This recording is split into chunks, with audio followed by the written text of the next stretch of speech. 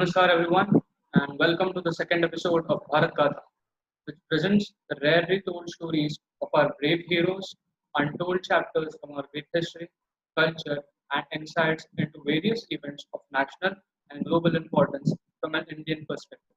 I'm your host Omkar, and in this episode, we will be taking you to the world's highest battleground at 21,000 feet above mean sea level.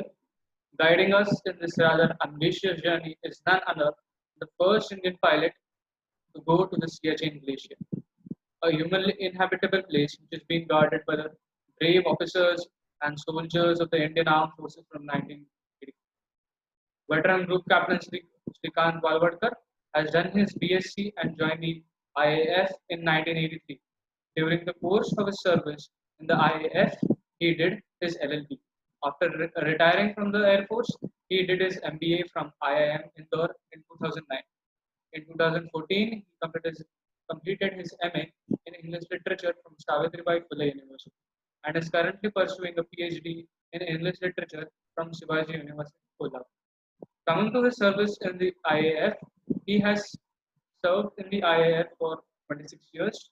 In these 26 years, he has participated in various operations like Operation Meghdoot, Siachen Glacier 1984, 85, and 86, Operation Pavan in Sri Lanka of 1989, Operation Vijay 1999, to name a few.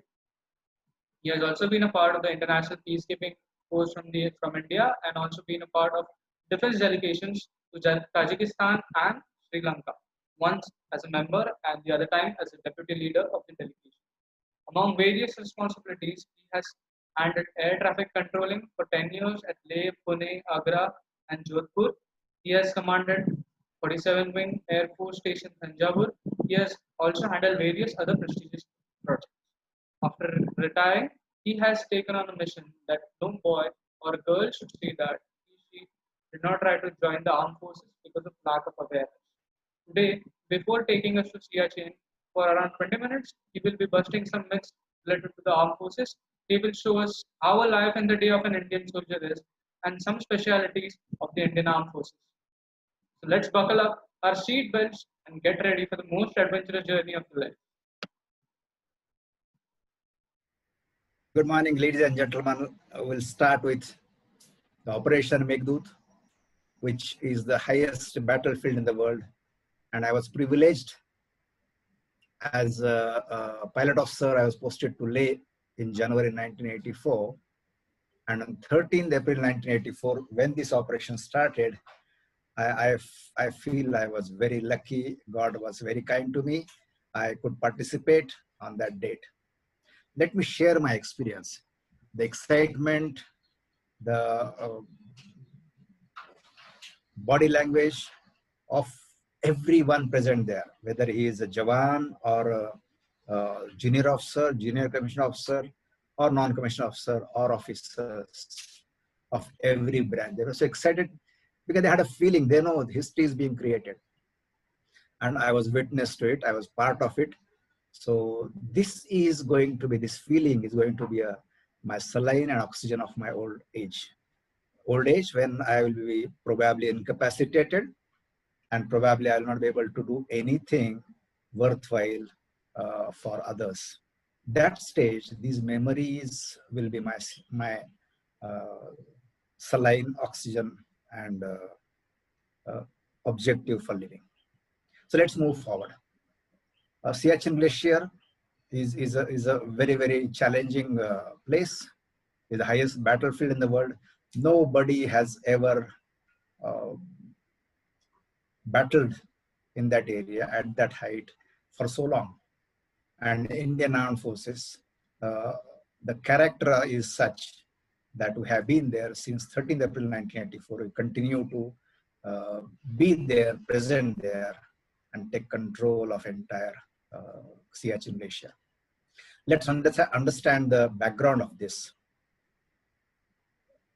Pakistan has time and again done a lot of misadventures against our country. It started 2 months after independence. In the month of September, October, they pushed these tribals under the support of Pakistan army in Jammu Kashmir. Idea was to take over entire Jammu and Kashmir, and we defeated them first time.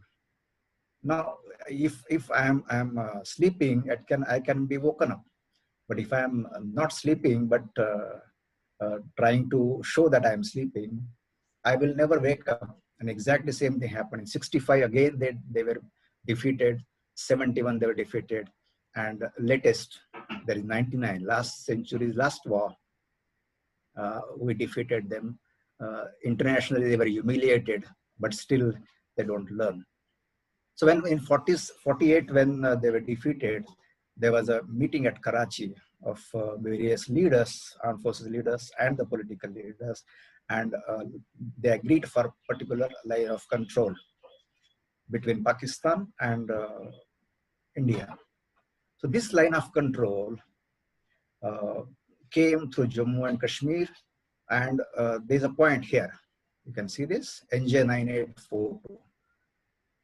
Now everybody agreed to the contention that the area north of this particular point is inhabitable. One cannot live there.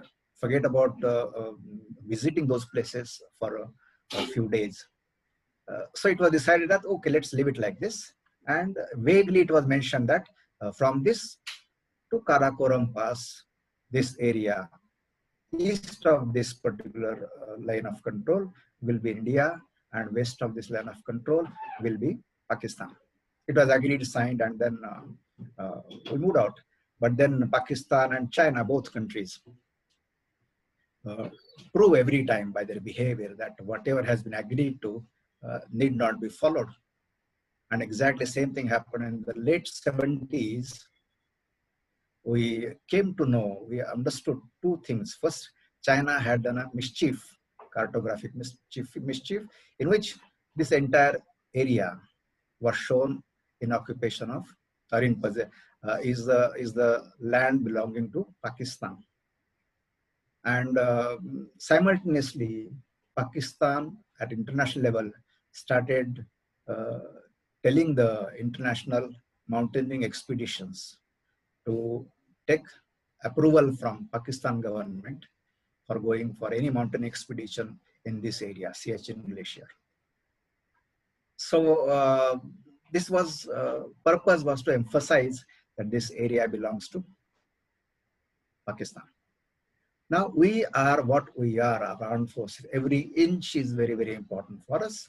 And if that is agreed that this area belongs to us, we better have a control on this. And then on 13 April 1984, Indian Air Force and Indian Army went in the Siachen Glacier and we occupied these posts. So the contention, it's a perception thing. Perception of Pakistan says that from this NJ9842, you move towards northwest and hit the Karakoram Pass. This is the Karakoram Pass. This. And entire area west-northwest of this line is belonging to Pakistan, and on the east side belongs to you, belongs to India. Our perception is no, not agreed to, because it has been, though vaguely, it is clear that from this point, NJ9842, we go northwards and hit the Karakoram Pass. So this particular piece of land, the fight is for this. So on 13th April 1984, we shifted there along with the helicopters of Indian Air Force. We moved entire thing, and then from Thais, Partapur, Sasoma, and base camp, and then move on the glacier. We have occupied that area since then.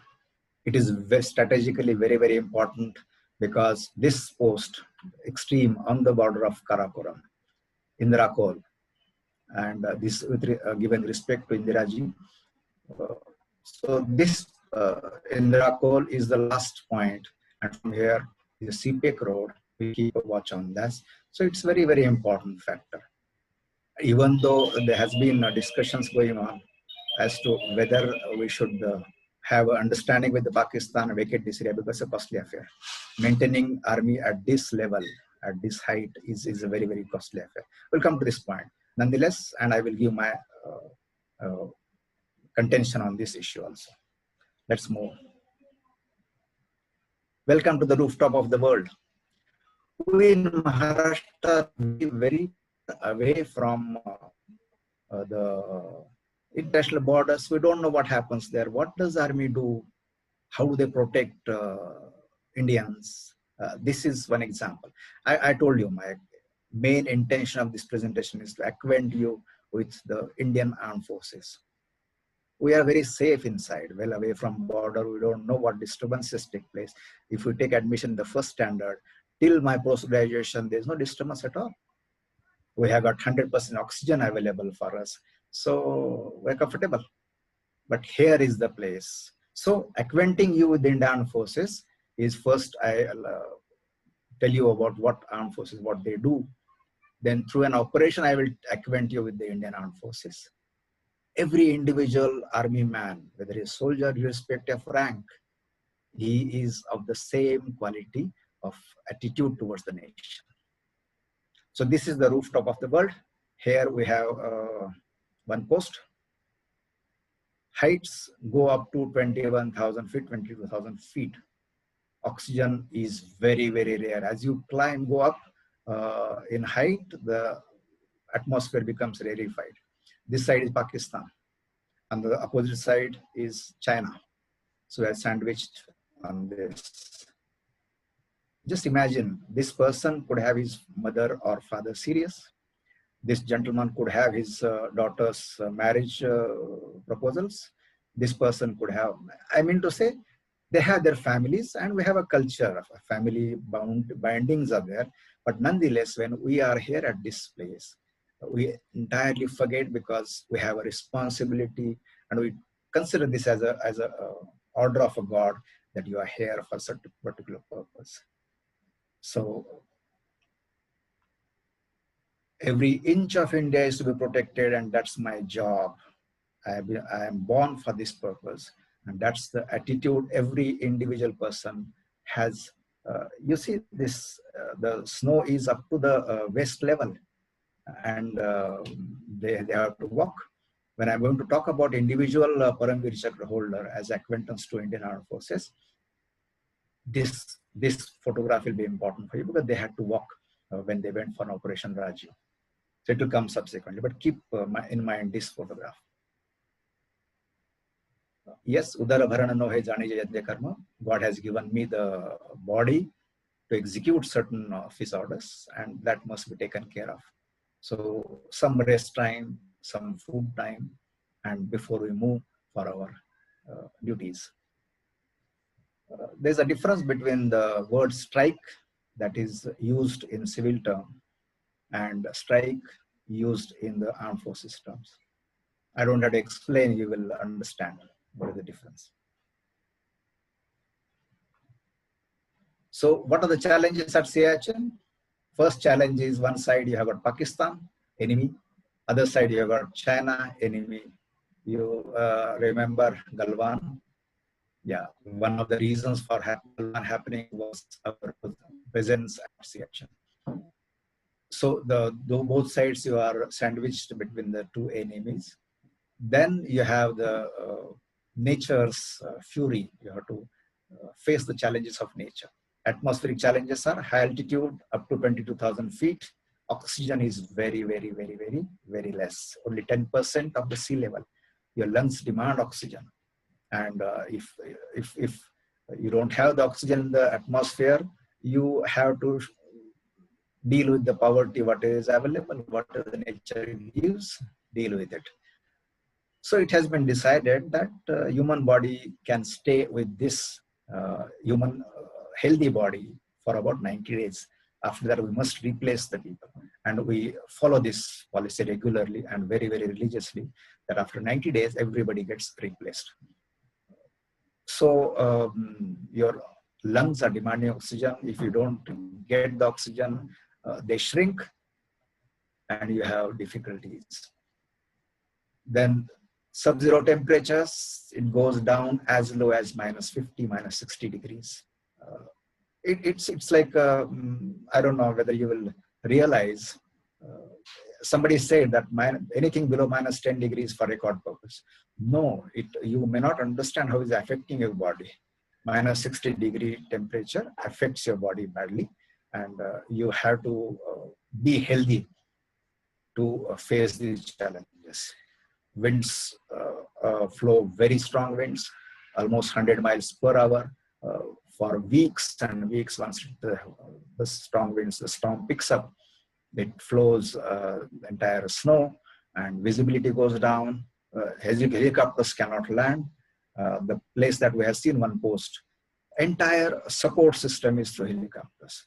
Whether anybody is sick or some latest position taken there, it is through helicopter. And these are the challenges from atmospheric point of view. Natural challenges, avalanches and crevasses. I will show you the photograph. And medical, yes, there are challenges from medical point of view. Frostbite, this is an example here, one photograph I have shown. You see, you are wearing snow boots, you are sweating inside. And if you remove the snow boots and expose your feet to the weather, it becomes numb, and at times you'll have to cut the leg also. So amputation is required at times. So frostbite is very, very common problem, medical problem for the troops. High altitude pulmonary edema, HEPA, it is the result of this less oxygen at that level. So breathing problems do happen, and you have to be medically and physically fit to the core. You cannot survive there if you are not fit. Then everybody experiences sleep disorder. You don't get sleep. There's enough heating material may be provided, but still sleep disorder you face. Then memory loss, you don't remember certain things. It's the effect of the weather.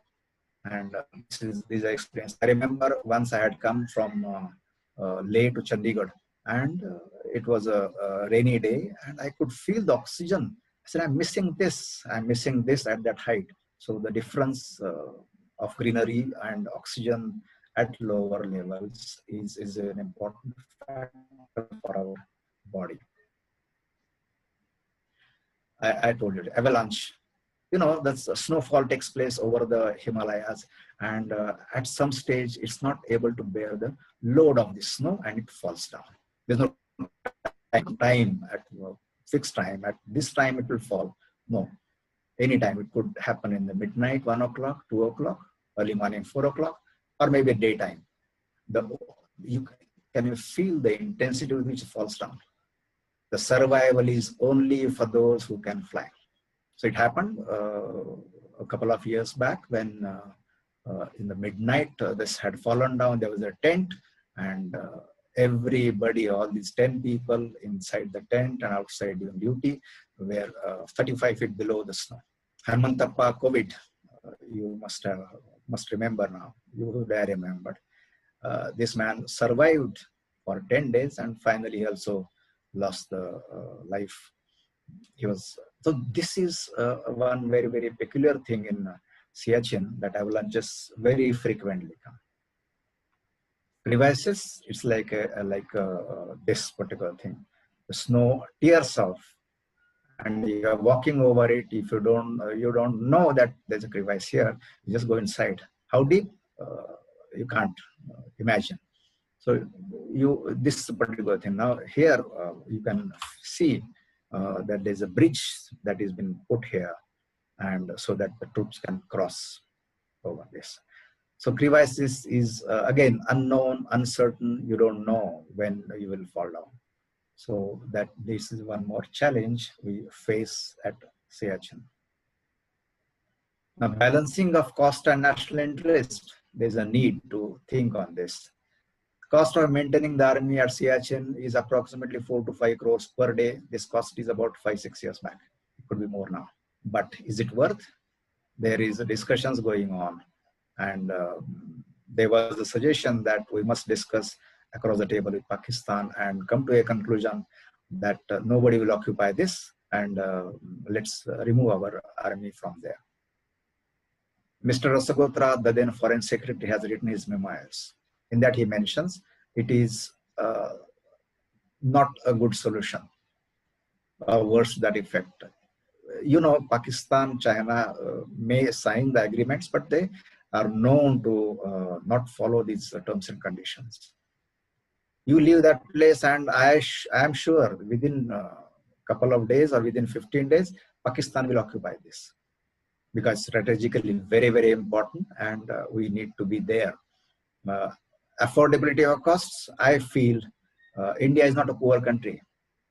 It is a poorly managed country by selfish and hopeless leaders who divide the society on caste, religion, region, anything for that matter, and just divide and rule.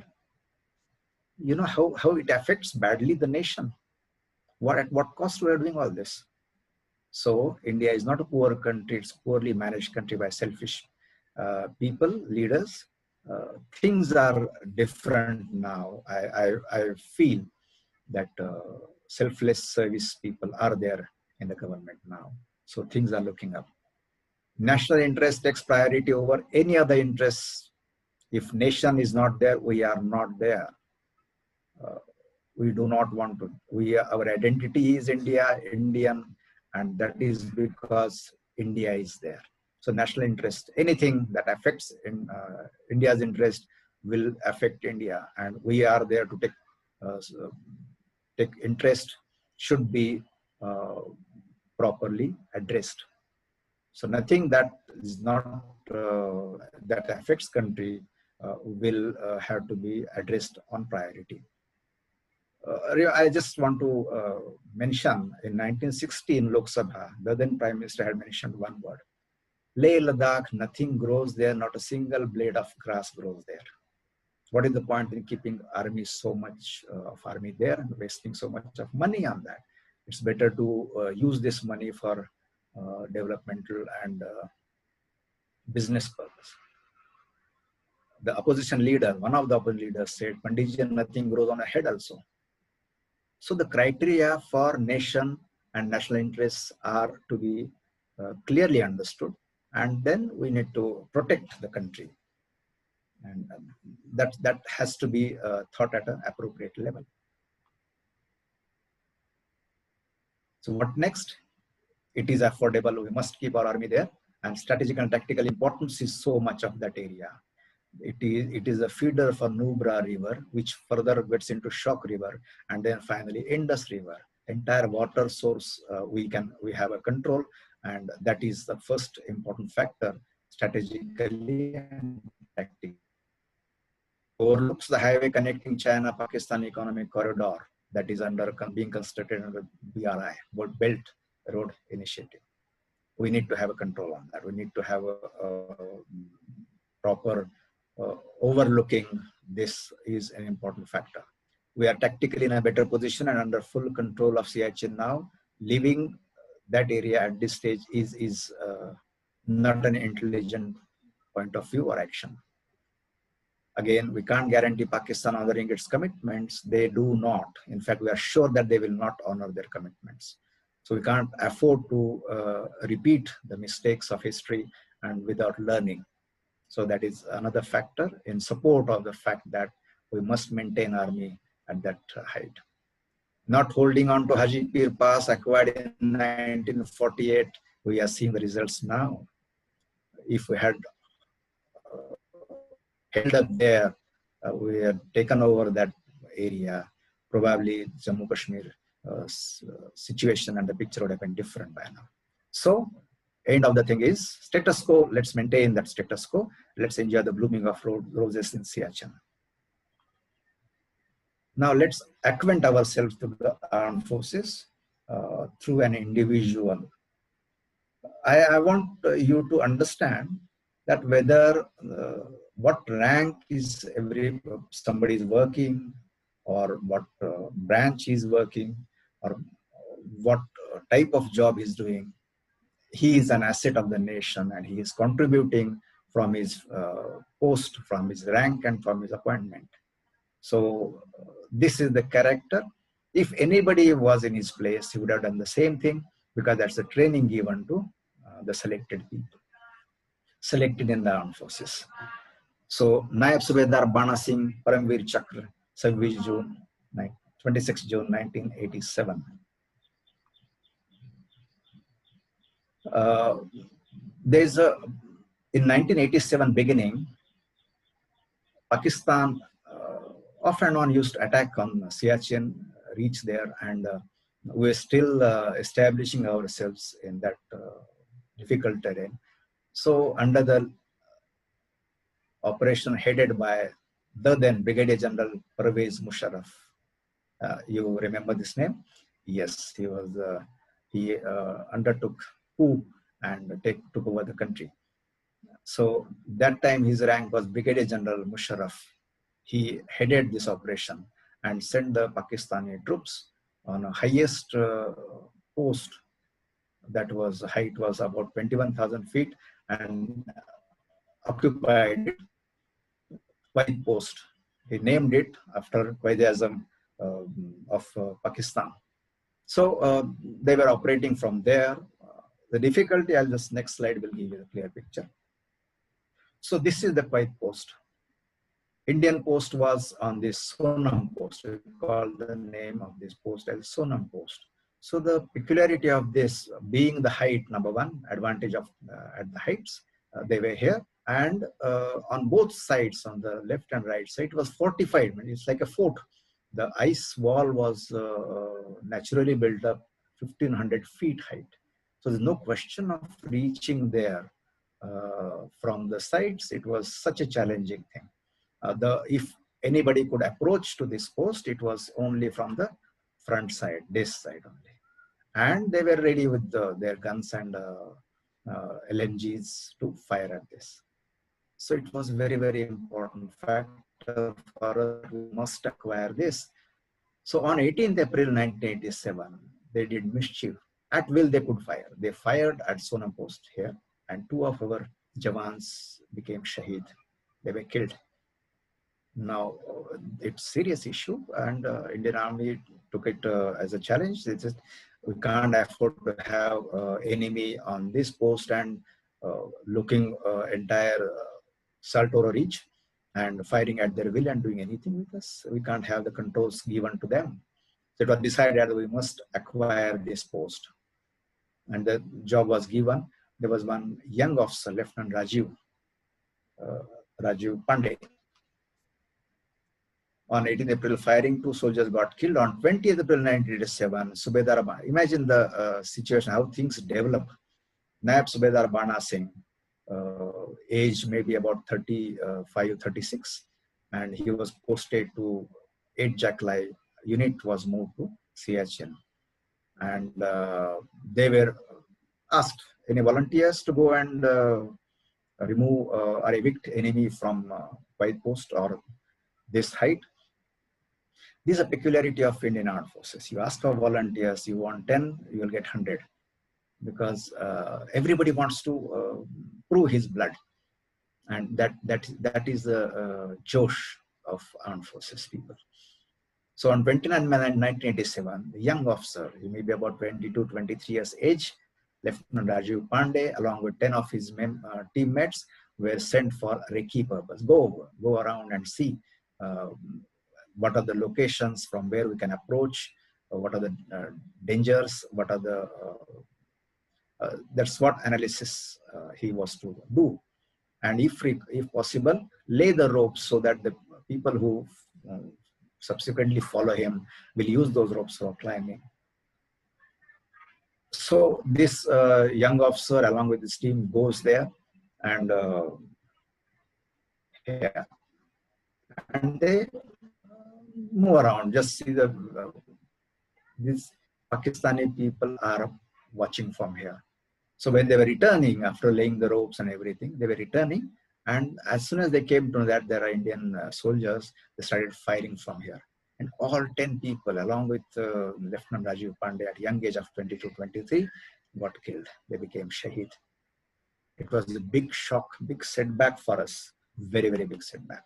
And then it was decided, so these particular setbacks The second side of the coin is that we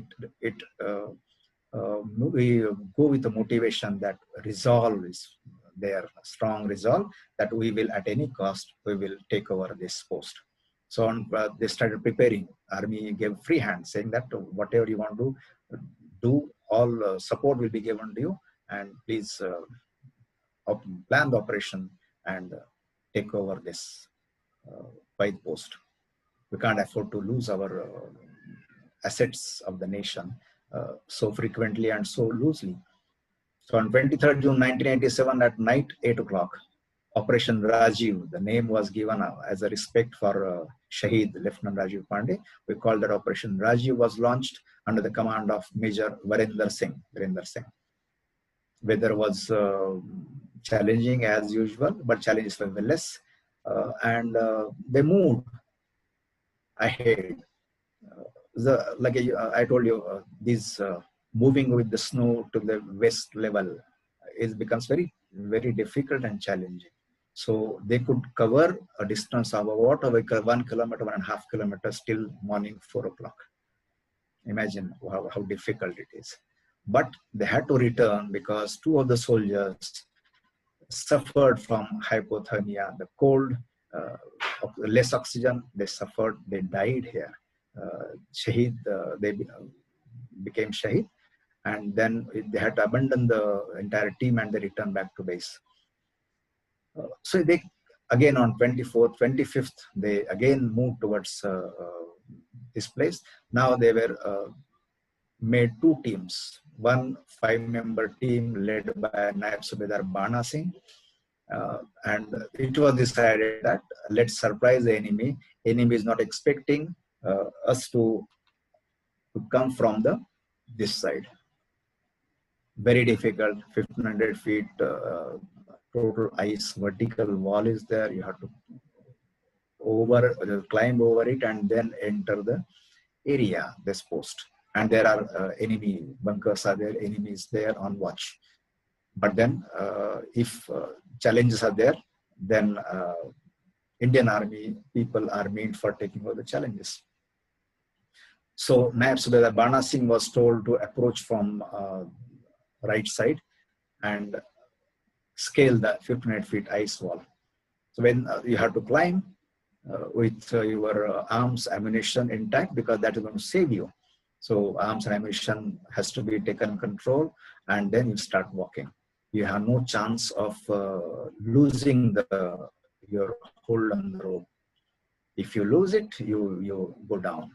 And it happened. 2 of his teammates had fallen down.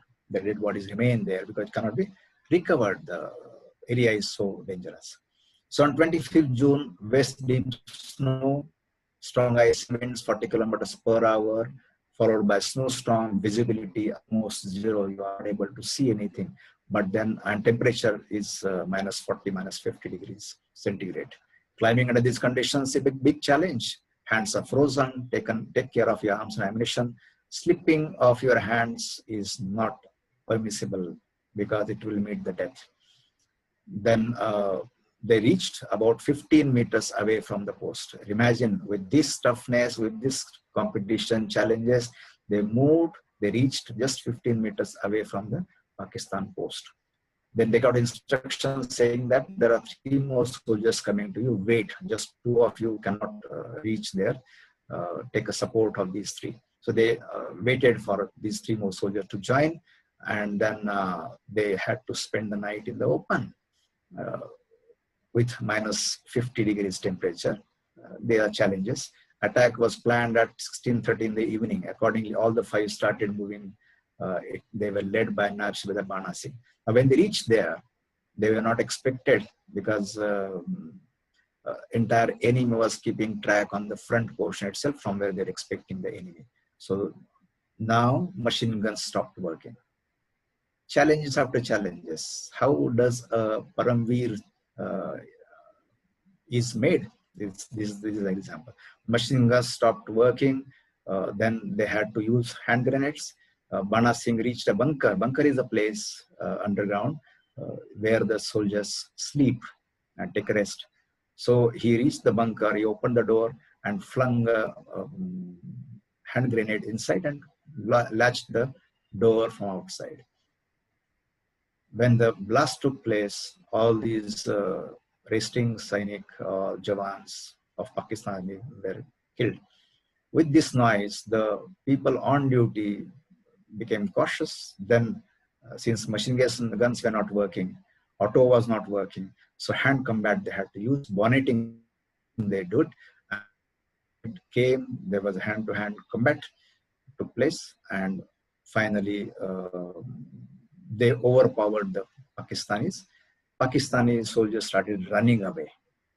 Now, in between, Major Varinder Singh also, along with his soldiers, joined this entire Bana Singh and team, and the strength increased, doubled, and then there was a total josh that our commanding officer also here. Unfortunately, Varinder Singh had got hit on his chest, but he refused. He said, "No, I will not leave. I will not leave. This is the time I'm born for this." He continued there with them, refused to get evacuated, and LMGs could be used only single shot every time. But then he got 4 bullets in the chest, but refused to leave, continued there, and the post was occupied on 26 June 1987, a golden day for the Indian Army. India and then these senior officers, army officers went there. They hugged Mahbsooda Bana Singh for his bravery, outstanding bravery, and they named this post after him. So this quiet post of Pakistan has become Bana post of India. On 27 June 1907, continued, now still use the name as a Bana post for this. On 26 Jan 1988, Subedar Major Bana Singh was awarded India's highest military and gallantry award, Paramveer Chakra. Aprajiv also resulted in 1 Mahavir Chakra, 7 Veer Chakra, 1 Uttam Yuddha Seva medal, and 1 Sena medal. There are very few battles all over the world where so many awards these fighting force got. This is one of those battles. What happened to Pakistan? Pakistan Army got internationally humiliated in general, and then Brigadier Musharraf in particular, because he had planned this operation. Without any support, they had left these Pakistan Army Jawans to fight for themselves. When Indians went there, Army people, Bana Singh and his team went there, they started running, and some of them jumped from the cliff and died. Later on, when we had the meeting with Pakistani Army officers, we returned those bodies, dead bodies of Pakistan soldiers, to Pakistan with full respect and honor. Finally, after the death, he is also fighting for his country. The respect has to be given, and this is again one of the characters of Indian Armed Forces. We do not humiliate enemy soldiers. Once we win the war, win the battle, and all dead or alive soldiers, we give a full respect. This veteran Subedar Major got honorary commission as honorary captain, and so he is now retired, 71 years young. He takes care of his farm in his village near Jammu. So he says, Jai Jawan is over, now I will do myself as a Jai Kisan. So he's literally following second innings of his life also is getting meaningful. So this is the post, entire Sonam post. Now we are here, entire safety is there. We're in a strong position and full control of entire Siachen glacier. We are there. This is a helipad. This is the highest helipad in the world. So this is 71-year young Subedar Major honorary Captain Bana Singh Paramveer Chakra with son. And Bana Singh Saab joined army at the age of 20 and continued, and his son has also joined the army at the age of 18. He's the boy. When he had joined army, Bana Singh was addressing the media. So, and what a coincidence. Bana Singh's unit also was 8 Jackli, and his son also now had joined 8 Jackli. Jammu Kashmir, Light Infantry. A word of thanks before I finish.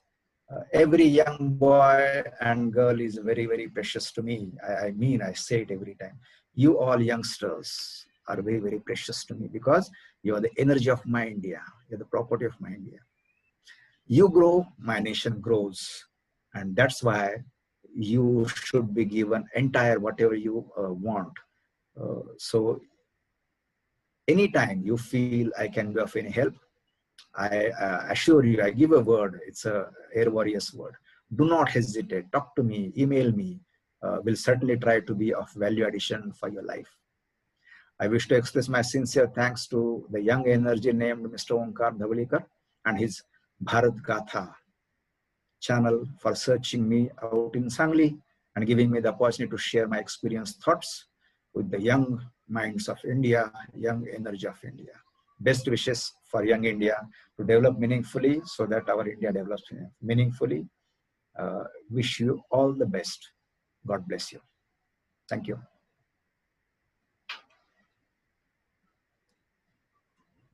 Finally, राष्ट्राय स्वाहा इदम राष्ट्राय इदम नमः. अब तुम्हारे हवाले वतन साथियों.